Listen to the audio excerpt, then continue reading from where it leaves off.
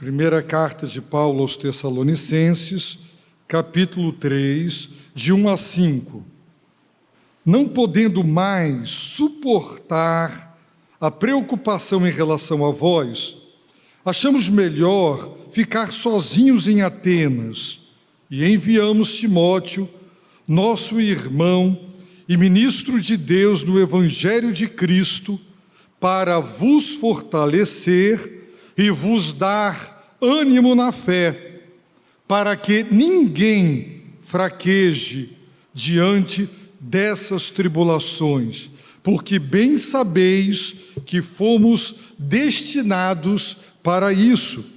Pois quando ainda estávamos convosco, já vos dizíamos que haveríamos de sofrer tribulações, como de fato aconteceu, como bem sabeis.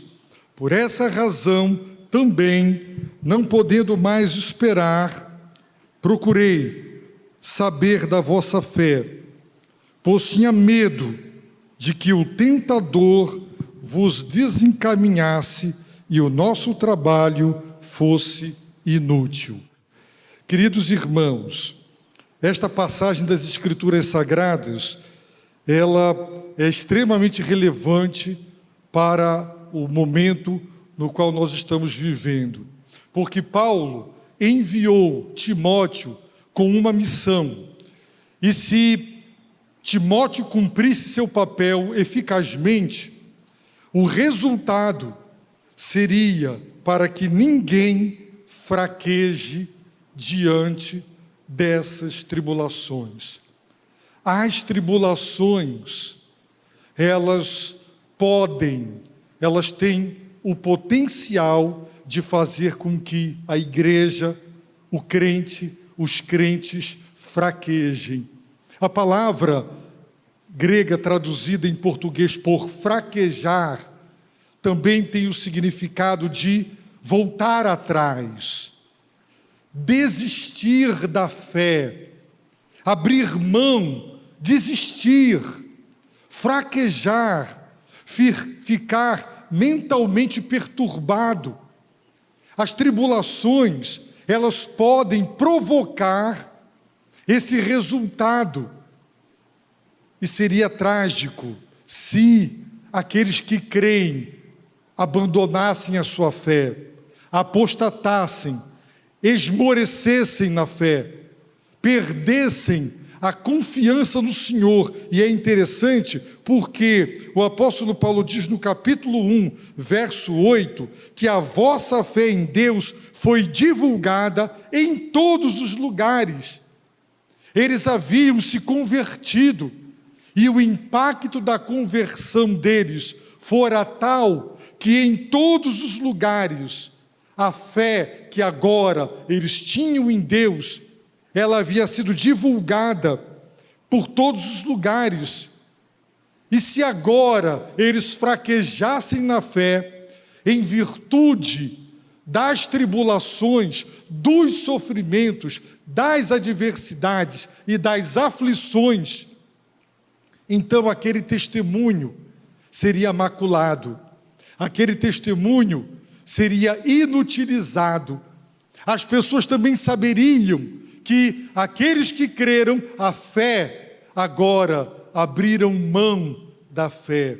E isso seria trágico para o Evangelho, trágico para a igreja.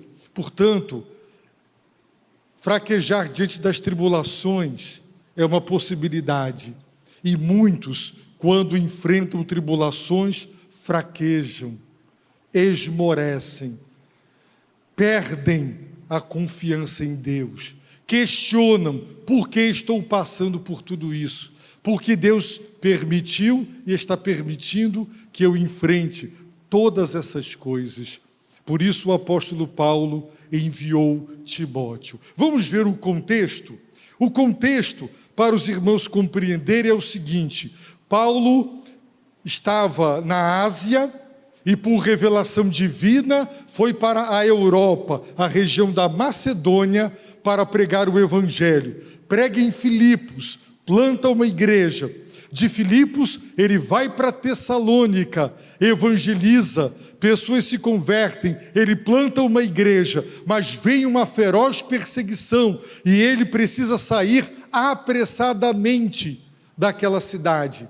Ele não tivera todo o tempo necessário para doutrinar, fortalecer e firmar aquela igreja. E ele vai para Bereia. De Bereia, ele vai então com Silas e Timóteo para Atenas. E ele manda, não é? Ele aguarda a chegada de Timóteo e Silas, que ficaram em Bereia. E quando eles voltam, o apóstolo toma uma decisão: voltarei a ficar sozinho de novo e reenviarei Timóteo para a cidade de Tessalônica, porque eu não suporto mais essa interrogação. Eles sucumbiram ou não diante das tribulações? Eles fraquejaram ou não diante da perseguição? Portanto, o contexto está aí no versículo 17 do capítulo 2. Embora estejamos por algum tempo longe da vossa vista, mas não estamos longe do vosso coração.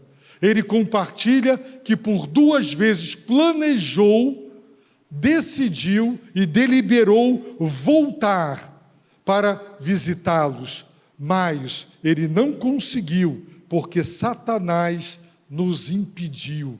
A palavra impedir, no grego, ela tem o significado de obstruir uma estrada para que ela se torne intransitável.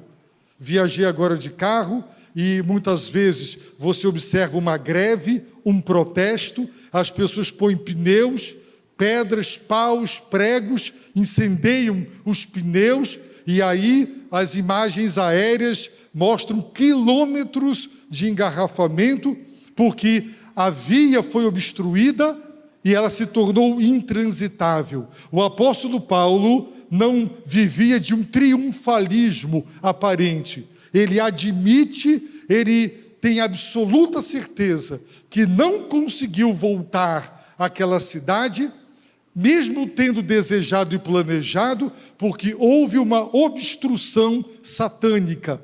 Satanás venceu, ele conseguiu obstruir e o apóstolo não conseguiu voltar. E aqui os irmãos atentem o seguinte: todas as vezes que você pretender fazer algo para o bem de alguém espiritualmente, para visitar uma pessoa, para visitar um trabalho, não pense que é só uma questão de ter passagem, ter dinheiro e ter condições de clima, de saúde para ir.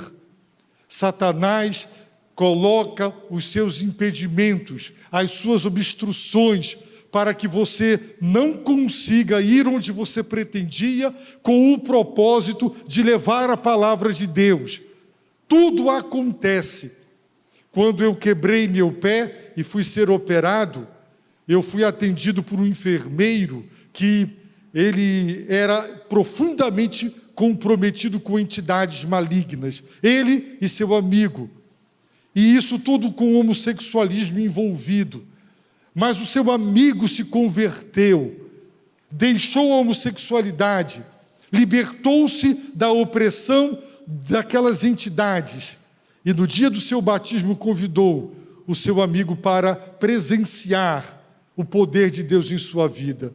E ele foi com o endereço na mão, com o nome da rua e o número, e ele passou 3, 4 vezes na frente do templo, e ele não encontrou o endereço e foi embora. O que é isso? Uma cegueira espiritual maligna, para que ele não ouvisse. O caminho dele foi obstruído. Oposição. Você está em casa, você acorda e eu quero sábado, eu planejo amanhã ir adorar a Deus, e você acha que é só uma questão de ter vontade, e você não se dá conta do desânimo e do que lhe acontece e que o desmotiva para vir porque existem impedimentos espirituais, obstruções espirituais, que você não vê, como este púlpito que você agora contempla. Mas existe oposição, e muitos que não têm maturidade espiritual, discernimento espiritual, fraquejam, não prosseguem, não vão avante naquele propósito. Fazem o propósito diário de ler a Bíblia, jejuar e orar, mas vem o desânimo, vem os questionamentos, e a pessoa não entende, porque não tem discernimento espiritual, que tem oposição maligna. Paulo admitiu: Satanás nos impediu, ele conseguiu obstruir. E ele diz no versículo 1 do capítulo 3, por isso, não podendo mais suportar a preocupação em relação a vós. Paulo ficou tão preocupado, que ele não deu mais conta de suportar a preocupação. Ela se tornara um fardo pesadíssimo sobre os seus ombros, e ele não deu mais conta. Será que eles sucumbiram? Será que eles fraquejaram diante das tribulações levantadas por Satanás, para que eles abandonem a fé em Cristo? Será? Eles estão firmes na fé ou não? Paulo não suportou mais a preocupação, e ele diz: por isso o quê? Porque ele queria visitá-los, ele tinha saudades, porque Satanás o impediu, e porque na volta de Jesus, aquela igreja seria sua alegria, sua coroa, e seria a sua esperança. Por causa de todas essas coisas, o apóstolo então declara: achamos melhor ficar sozinhos em Atenas. Ele tomou essa decisão: eu fico aqui. E se vocês lerem Atos 17, verão que depois de sair de Tessalônica, ele vai para Bereia. Timóteo e Silas ficam em Bereia, depois eles se reencontram com Paulo. Paulo vai para Atenas, depois ele vai para Corinto e reencontra, não é, os seus cooperadores que trazem as ofertas para que ele de tempo integral se dedicasse ao ministério da palavra, mas agora ele decide ficar sozinho em Atenas. E o que ele fez? Enviamos Timóteo, nosso irmão e ministro de Deus no Evangelho de Cristo. Enviamos Timóteo. Com que propósito? Para vos fortalecer. Com que propósito? Para vos dar ânimo na fé. Com esse duplo propósito, Timóteo foi enviado.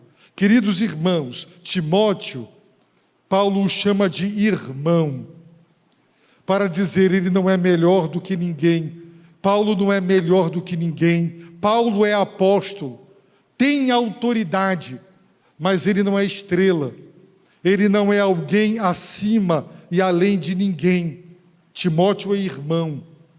E Timóteo é, diz ele, ministro de Deus. Sinergon, a palavra sinergia ou sinergismo vem desta palavra, que significa realizar uma ação em conjunto. É quando duas pessoas ou três ou mais se unem para fazer uma tarefa. É uma sinergia, é o somar das forças, das capacidades e dos potenciais para juntos fazerem alguma coisa. Timóteo é chamado de ministro de Deus, cooperador de Deus. Ele com Deus, Deus com ele. Quem faz a obra é Deus, mas Deus faz a obra através da instrumentalidade dos seus servos. Por isso, todas as vezes que você se coloca nas mãos de Deus e Deus faz a obra através da sua vida, você é um cooperador de Deus. Você está cooperando. Com o quê? Você pode converter alguém? Não. Você pode santificar alguém? Não. Mas o Espírito Santo pode, através da palavra, e você pode pregar a palavra. Você pode investir no reino. Você pode ser aquele por intermédio de quem Deus faz a obra. Então Timóteo é irmão, Timóteo é cooperador de Deus, Timóteo é alguém usado por Deus, é alguém que em parceria com Deus. Por isso, Jesus disse, enquanto é dia, façamos. Ele não disse, façais. Ele não disse, faço. Ele disse, façamos. Eu e vocês, vocês e eu, façamos as obras daquele que me enviou enquanto é dia. A noite vem, quando ninguém pode trabalhar. Já visitei crentes doentes na cama, com lágrima nos olhos, dizendo, pastor, pede para Deus me curar. Tenho sido infiel até aqui, não tenho servido a Deus, e o que eu mais quero é que Ele me dê de novo saúde para fazer o que eu não fiz, servi-lo de coração. Deus não deu essa graça a todos os enfermos que já visitei sobre a cama, mas morreram com a tristeza de que poderiam ter sido cooperadores de Deus, mas por negligência espiritual e por ingratidão não foram. Que você não amargue essa tristeza quando chegar o momento do leito de dor. Queridos irmãos, com um duplo propósito, vos fortalecer e vos dar ânimo na fé. Fortalecer. Esse era o propósito pastoral. Timóteo foi enviado com este propósito. E eu quero pegar o propósito específico do envio de Timóteo para dizer que a minha missão como pastor é fortalecer a igreja e dar ânimo na fé à igreja. O seu propósito, marido, é fortalecer sua esposa e filhos e lhes dar ânimo na fé. Se eles estão com a fé desanimada, abatida, enfraquecida, dar ânimo na fé. Se você vê um irmão em Cristo, uma irmã, e você percebe que ela está fraquejando diante das tribulações, e você vai visitar, você tem esse propósito, o propósito não é fazer fuxico, não é criticar ninguém, não é chegar lá e dizer, você é fraca, né? Você é fraco, né? Não, o propósito é ir, fortalecer aquela pessoa e dar a ela ânimo na fé. Toda visita, toda palavra, toda ministração, em casa, no gabinete, no púlpito, na sala de aula da igreja, só podem ter esses dois propósitos: fortalecer e dar ânimo na fé. Vejam, meus irmãos, Satanás impediu Paulo de voltar para ministrar naquela igreja. Por quê? Porque ele estava perseguindo a igreja. Ele estava fazendo a igreja sofrer tribulações. E a tentação na tribulação é, se tudo que está me acontecendo é consequência da minha conversão e da minha fé, então como eu soluciono? Eu abro mão da fé.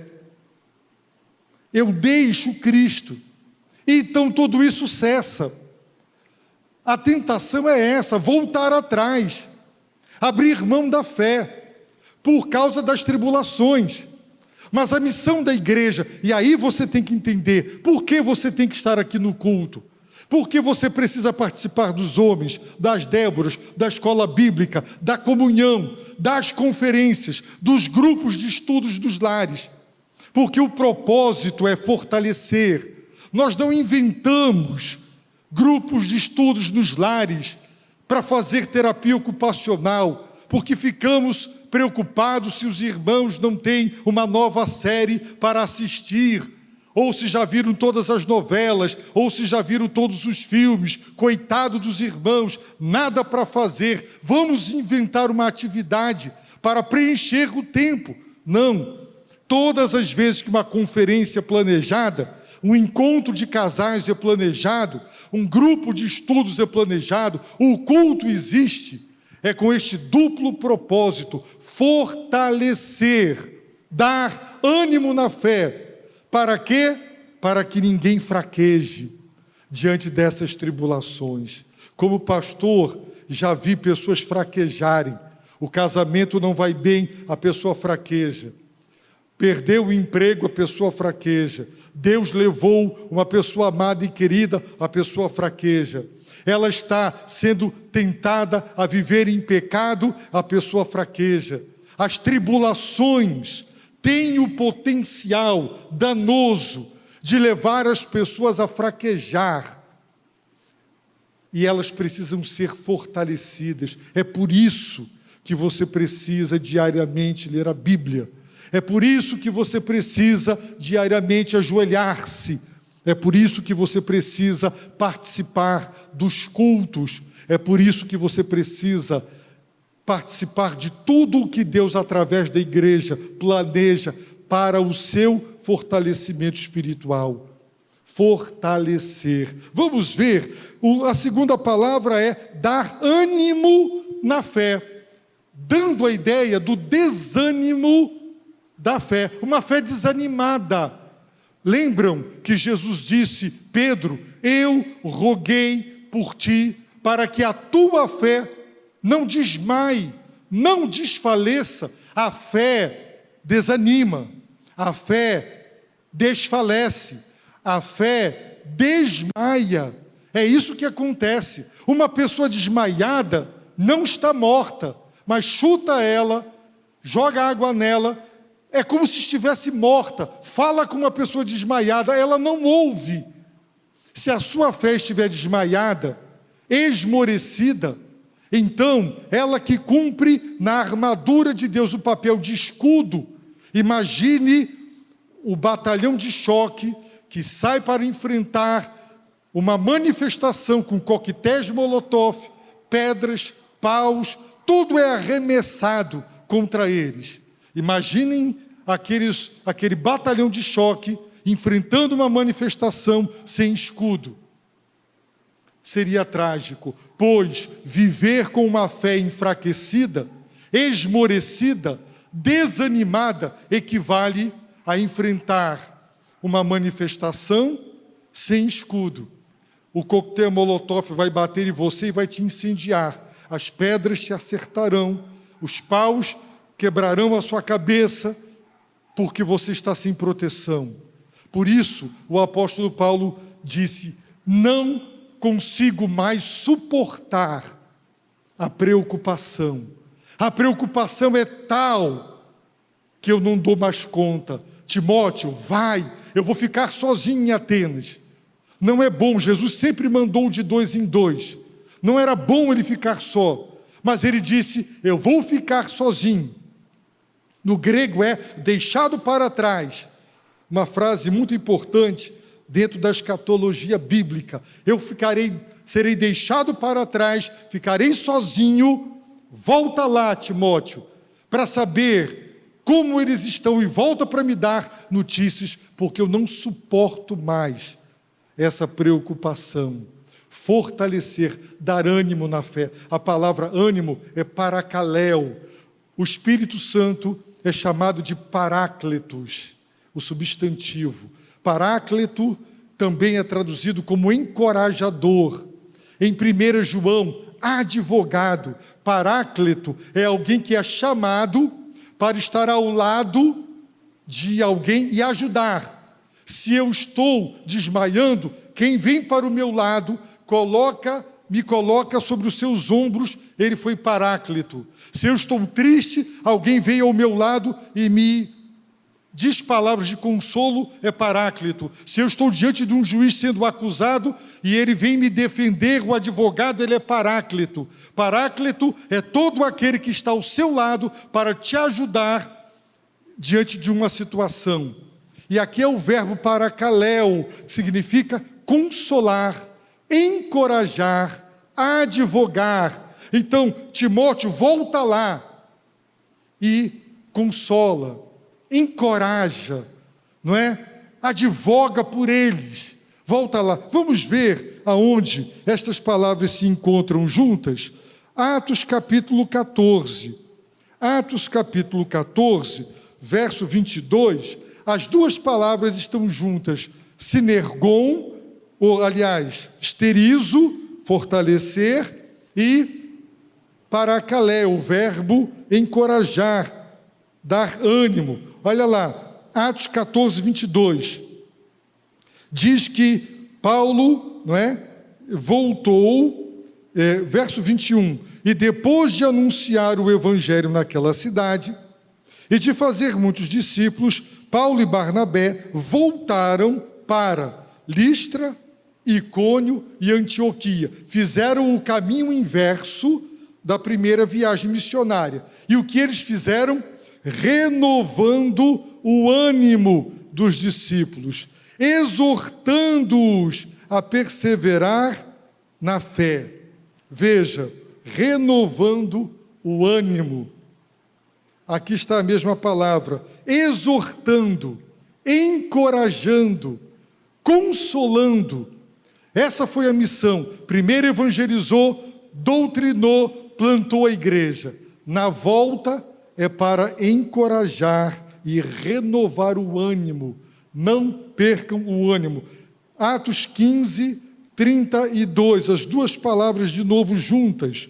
Em seguida, Judas e Silas, que também eram profetas, exortaram os irmãos com muitas palavras e os fortaleceram, exortaram, aconselharam, consolaram, paracaléu, com muitas palavras, e os fortaleceram. A mesma palavra que a gente encontra em 1 Tessalonicenses 3, 2. Fortalecer. Então, o propósito pastoral, o propósito missionário, evangelizar para a salvação. Uma vez evangelizado, uma vez conversão, agora o propósito é exortar, fortalecer, encorajar. Assim, meus irmãos, Timóteo foi enviado. Paulo, Barnabé, Judas e Silas faziam com a igreja. Esse é o propósito das visitas pastorais, das visitas, e quando eu digo visita pastoral, não é só a minha. Quando você vai ao encontro de um irmão que está fraquejando, com este propósito, a sua visita foi pastoral. Você está cuidando daquela ovelhinha. Não é só o pastor que faz visita pastoral. Quem procura o abatido, o desanimado na fé, para o encorajar e fortalecer e consolar, ele está cumprindo um papel pastoral. Queridos irmãos, então, o apóstolo diz, eu enviei Timóteo com esse propósito. Para quê? Para que ninguém, absolutamente ninguém, fraqueje diante dessas tribulações. Se a sua fé estiver fortalecida e animada, virão tribulações. Jesus disse, no mundo tereis tribulações. De repente, quando você menos espera, vem uma tempestade na vida. Uma tempestade que você não imaginava que iria passar. Um desemprego, a notícia de um falecimento brusco, abrupto, de uma pessoa amada. O cônjuge virou a cabeça, quer ir embora de casa, quer largar o marido, a esposa e filhos, porque virou a cabeça. Tempestades terríveis podem vir. E fraquejará, sim, quem não estiver fortalecido e aquele cuja fé estiver desanimada. Mas aquele que fortalecer a sua fé com a palavra, com a adoração e com todos os meios que Deus usa, promovidos pela igreja, para o fortalecimento e para dar ânimo na fé, então, por mais que sofra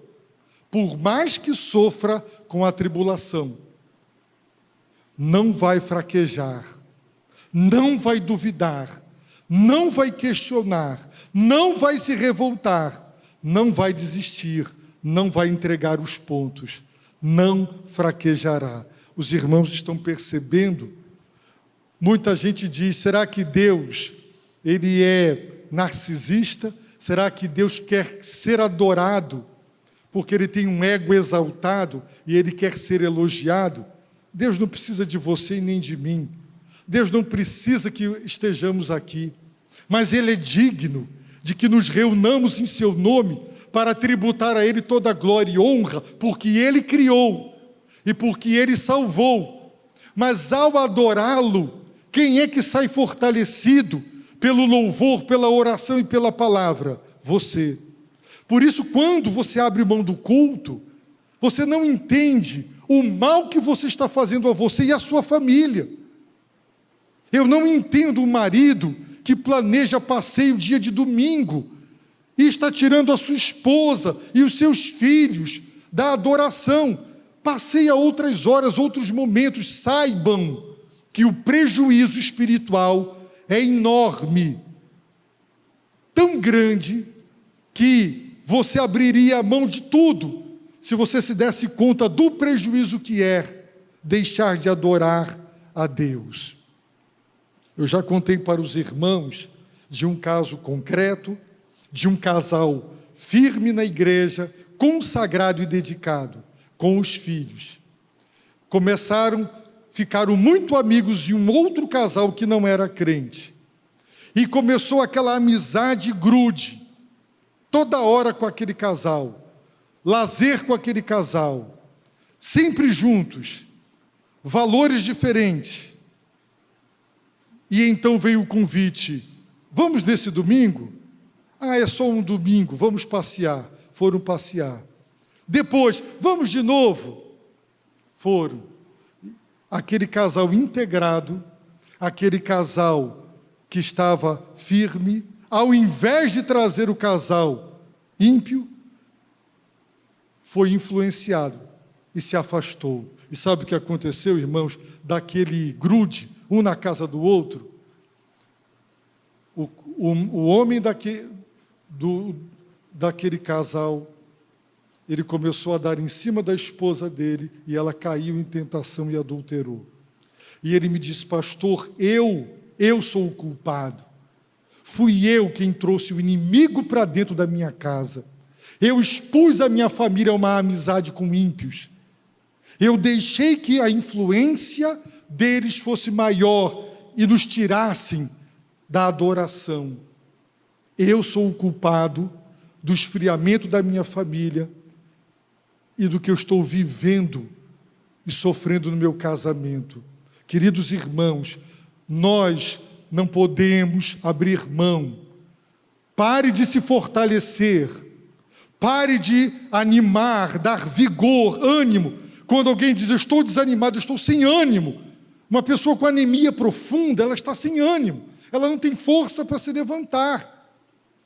Se a sua fé estiver anêmica, porque você não a alimenta, não pense que quando vier a tribulação, você dará conta de não fraquejar. Você vai fraquejar.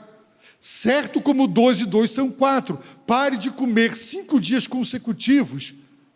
E se você desmaiar, não se assuste. Não se assuste. Você deixou de se fortalecer pelo alimento. Irmãos, sejamos sóbrios, sejamos sensatos. Muitos agora com essa pandemia estão fraquejando.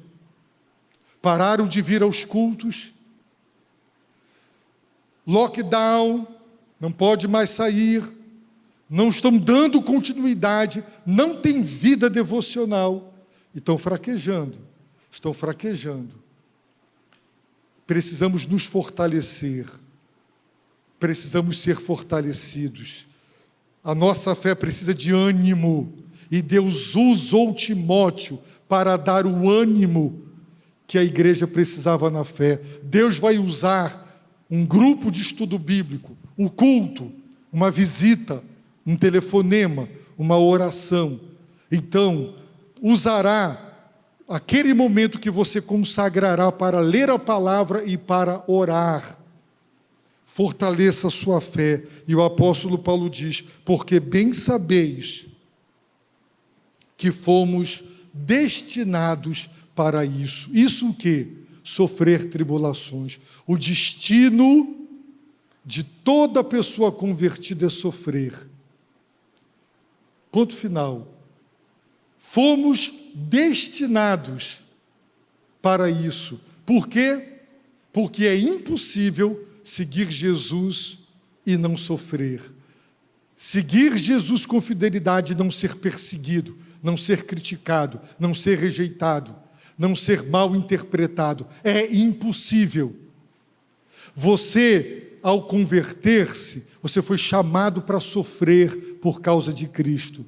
Mas o evangelho barato, ou o falso evangelho, esse é barato, porque o evangelho não é barato, mas o que está se pregando aí é: aceita Jesus, tudo da sua vida agora vai ser mar de rosas, vai dar tudo certo.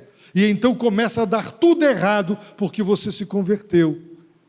Porque essa falsa pregação, não é? De bênção, de alívio, de tudo, as pessoas estão deslumbradas, e aí quando elas se deparam com os problemas que elas enfrentam, porque elas se converteram, elas fraquejam.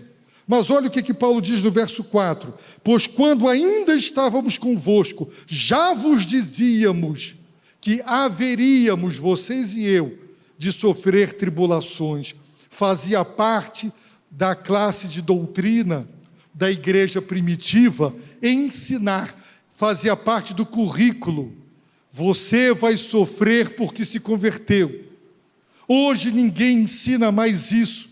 Hoje as pessoas são estimuladas a aceitar a Cristo, a se batizar, porque elas terão uma vida de vitória, de prosperidade, de bênçãos, mas não estão sendo doutrinadas. Não está sendo dito, e Paulo está dizendo: quando eu estava convosco, quando eu vos evangelizei, eu ensinei que vocês estavam destinados a passar por tribulações. Vocês sofreriam, vocês já tinham sido instruídos. Irmãos, é melhor prevenir do que remediar. A prevenção, Paulo preveniu. Ele já deixou claro, eles não estavam sendo surpreendidos. Hoje tem gente que aceita Cristo e fica surpreso porque começa a sofrer, começa a ter problemas. Ora, se eu aceitei Cristo para os meus problemas solucionarem, agora eu estou tendo mais problemas. Uma irmã me disse: eu vivia bem com meu marido, nosso casamento era estável, agora está um inferno, porque eu me converti. Ele não aceita a minha fé, ele não aceita Jesus, ele não aceita mais que eu não queira isso ou aquilo. E agora os seus posicionamentos éticos estavam deixando seu marido furioso. E estavam gerando problemas no casamento, por causa da sua fé. E aquela senhora começou a sofrer problemas conjugais por causa de Jesus Cristo. E ele disse: eu não vim, pensais tolamente, pensais que vim trazer paz à terra? É o que se prega. Jesus é o príncipe da paz. Jesus veio trazer a paz, ele veio trazer guerra. Pensais que vim trazer paz? Não, eu vim trazer fogo. Eu vim colocar um contra o outro. Que é isso, Jesus? O Senhor vai agora ser um instigador, um fofoqueiro, um promotor de confusão? Não. Mas porque quando uma pessoa se converte e quer ser fiel a Ele, então agora as demais lealdades e fidelidades ficarão em segundo e terceiro plano. E quando as pessoas percebem que agora tem alguém mais importante na nossa vida, com quem temos um compromisso absoluto, elas não aceitam. E é isso que o apóstolo fez. Irmãos, faz parte da vida cristã sofrer. Faz parte da vida cristã ser perseguido.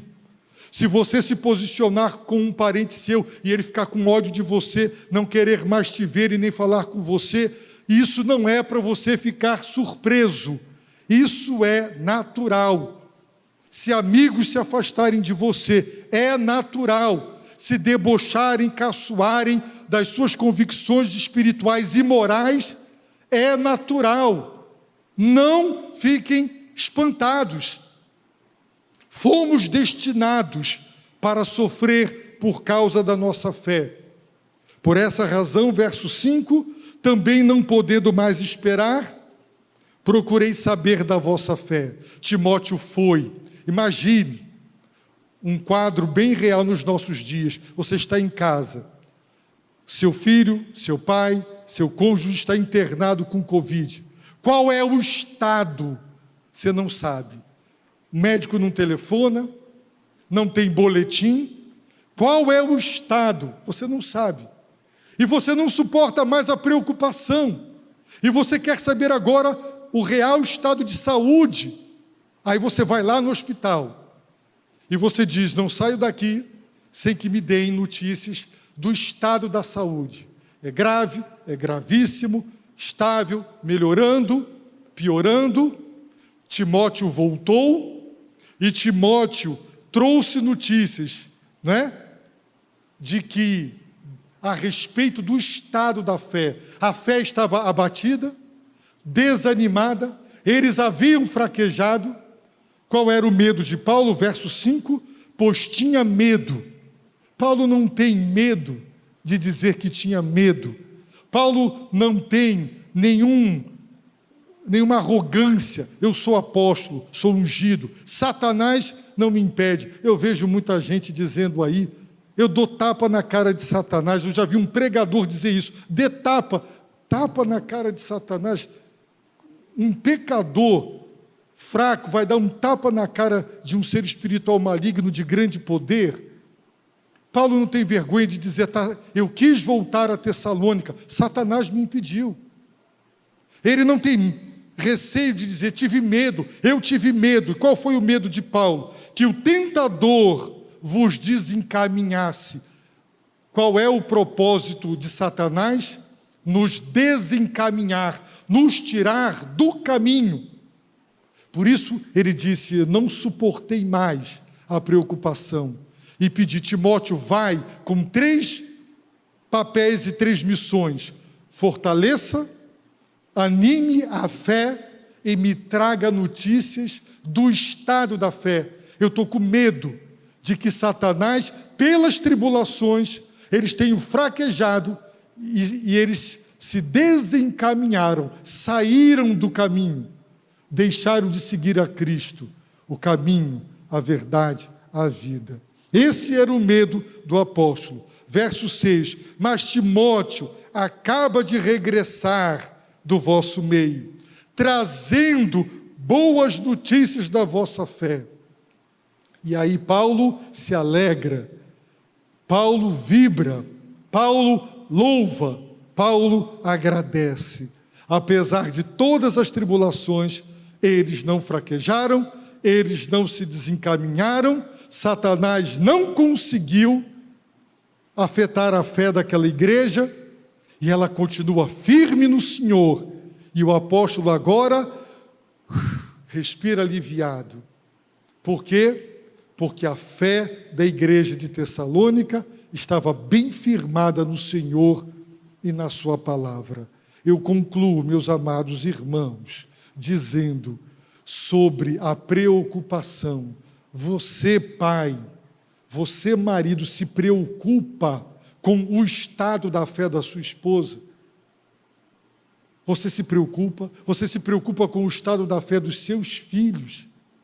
Você se preocupa com o estado da fé daquele seu irmão, daquela sua irmã com quem você convive na igreja?